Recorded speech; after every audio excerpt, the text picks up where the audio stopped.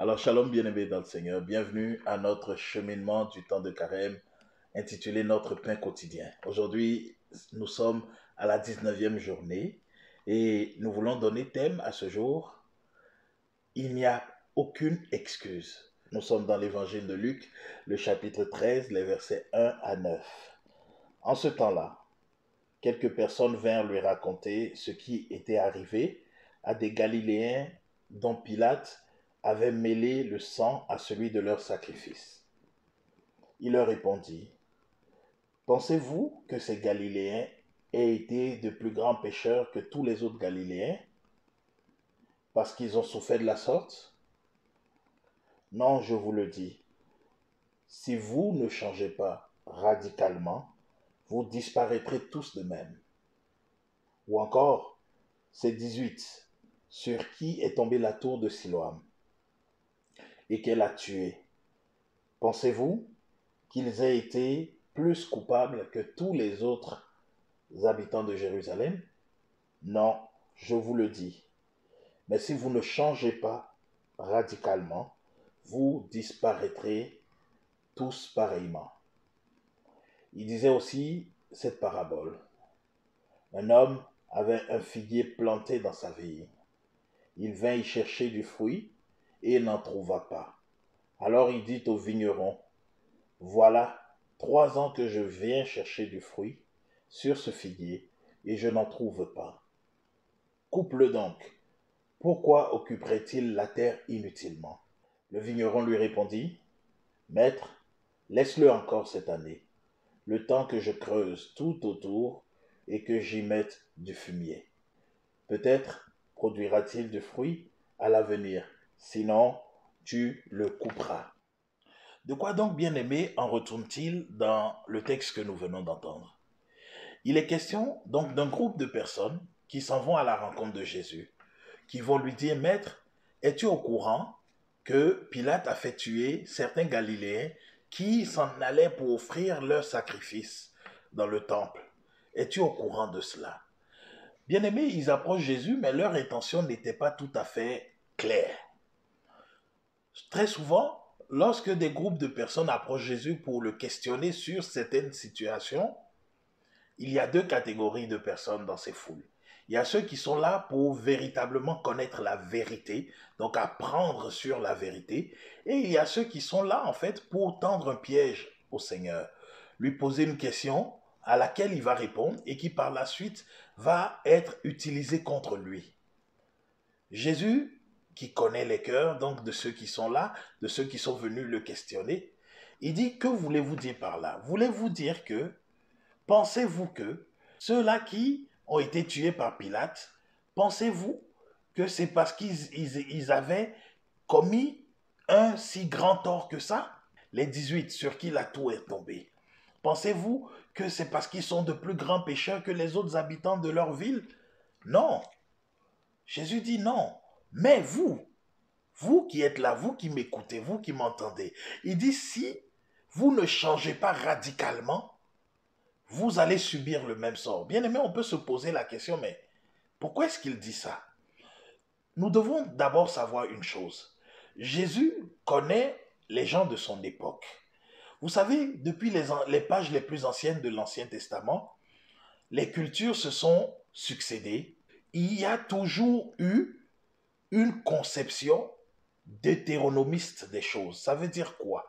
Ça veut dire que celui qui choisit Dieu, il ne peut lui arriver que de bonnes choses. Mais celui qui choisit le mal, il est frappé de la maladie, du malheur. Donc, autrement dit, tout ce qui nous arrive est forcément voulu par Dieu. Donc en bien ou en mal. C'est la conception dans laquelle ils étaient. C'est pour ça que tout de suite Jésus les a arrêtés. Jésus dit, sachez une chose. Ces personnes dont vous êtes venus me parler, ce n'est pas à cause de leur péché, ce n'est pas parce qu'ils ont fait quelque chose de mal qu'ils ont été frappés de cette fatalité. Par contre, vous qui m'entendez, si vous ne changez pas d'attitude et si vous prenez ce que je suis en train de dire comme excuse pour vous complaire dans le péché, alors vous allez subir le même sort. Bien-aimés, quand nous regardons dans Jean le chapitre 9, les versets 2 et 3, qu'est-ce qui arrive? Les disciples viennent voir Jésus, puis ils lui disent, Maître, Cet homme que nous voyons, aveugle depuis la naissance, est-ce son péché à lui ou celui de ses parents qui l'ont conduit à être aveugle depuis sa naissance? Et donc Jésus qui leur dit, ni l'un ni l'autre, comprenez ceci, sa situation, sa cécité depuis la naissance, une situation à travers laquelle les œuvres de Dieu vont se manifester. Bien-aimés, il arrive des situations que nous pouvons vivre, que nous pouvons traverser, au travers desquelles les œuvres de Dieu doivent se manifester. Et ces situations arrivent pour cette raison-là. Ces situations n'arrivent pas parce que Dieu nous en veut, parce qu'on a mal agi, parce qu'on a péché, parce qu'on s'est mal comporté. Bien aimé, si Dieu regardait à nos péchés, aucun de nous ne subsisterait. Alléluia. Jésus leur dit donc, vous ne devez pas prendre ce que je suis en train de dire comme excuse en vous disant de toute façon, ce n'est pas à cause de nos péchés que nous vivons tel ou tel méfait. Ne prenez pas ça comme excuse pour faire n'importe quoi.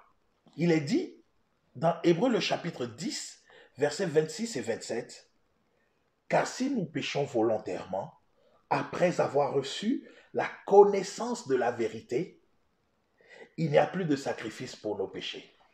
Alléluia. Il y a au contraire une perspective redoutable, celle du jugement et d'un courroux de feu qui doit dévorer les rebelles.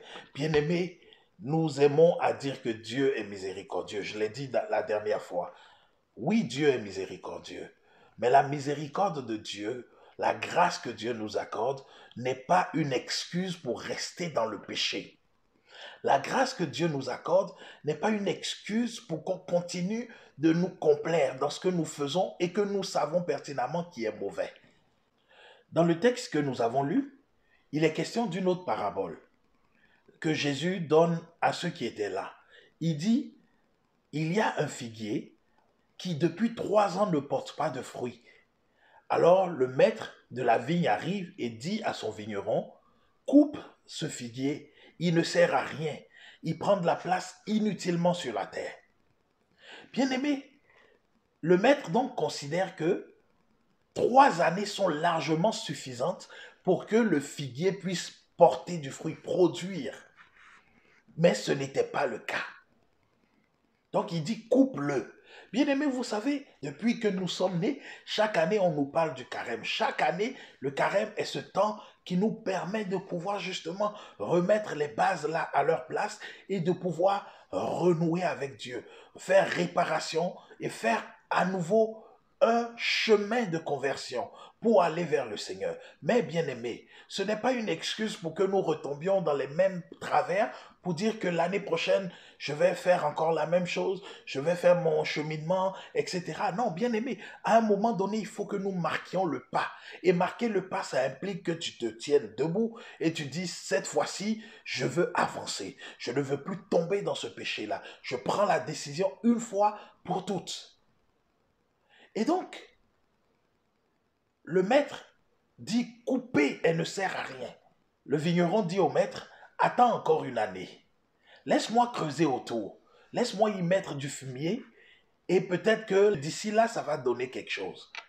Bien aimé, ce temps de carême, c'est l'occasion pour nous de creuser autour de notre vie spirituelle. C'est l'occasion pour nous de pouvoir nous assurer que les fondations sont à la bonne place. Et c'est l'occasion pour nous alors donc, bien aimé, de pouvoir donner de l'engrais, donner de l'intensité, donner l'encadrement qu'il faut donc à notre vie spirituelle pour pouvoir grandir, pour pouvoir croître, pour pouvoir atteindre une autre dimension. Bien aimé, le figuier qui ne produit pas de fruits après un certain temps, il est coupé et jeté dehors. Nous sommes sel de la terre. Nous devons donner une saveur. Mais pour cela, il faille que nous sachions déjà quelle est notre qualité pour savoir comment est-ce que nous pouvons donner de la saveur par la suite. Aujourd'hui, le Seigneur est en train de nous interpeller, bien-aimés. Il nous dit que même si sa miséricorde est large, élastique, nous avons à embarquer sur le chemin de la conversion. Il dit changez radicalement, sinon vous subirez les mêmes sorts. La conversion, qu'est-ce que c'est? Le dictionnaire nous dit que la conversion, c'est l'action de se tourner vers. Une autre définition, cette fois-ci théologique, nous dit que la conversion, donc, c'est un changement d'esprit, un changement de cœur et de comportement. Donc, bien aimé, c'est un retournement intérieur. Nous ne devons plus nous laisser effrayer par ces paroles qui ne sont pas des paroles de vérité que nous entendons à gauche, à droite. Si t'arrive telle chose, c'est parce que tu as fait ceci. Si t'arrive telle affaire, c'est parce que tu as péché. Si t'arrive telle affaire, c'est parce que tu n'as pas honoré Dieu. C'est parce que tu n'as pas payé ta dîme que tu vis telle affaire. Ne nous laissons plus berner par ces choses, mais comprenons que Dieu ne veut pas que nous demeurions dans l'état de souillure, dans l'état de péché. Père, je te bénis pour ce que tu nous entends en ce jour. Je te prie pour mes frères, pour mes sœurs, je te prie pour moi-même, afin que Dieu, par ta miséricorde, tu nous permettes de revenir sur tes chemins, que tu nous permettes de garder à l'esprit ta parole de ce jour, que tu nous permettes, Seigneur, de ne plus tomber dans les mêmes excuses, dans les mêmes raisonnements erronés, et de nous permettre de pouvoir, Seigneur, revenir à toi en toute vérité et en toute liberté. Toi qui es le chemin, la vérité et la vie, je te prie, Père, que ta grâce nous poursuive, que ta faveur nous soit donnée aujourd'hui et pour toujours. Nous t'avons prié au nom de Jésus-Christ. Amen.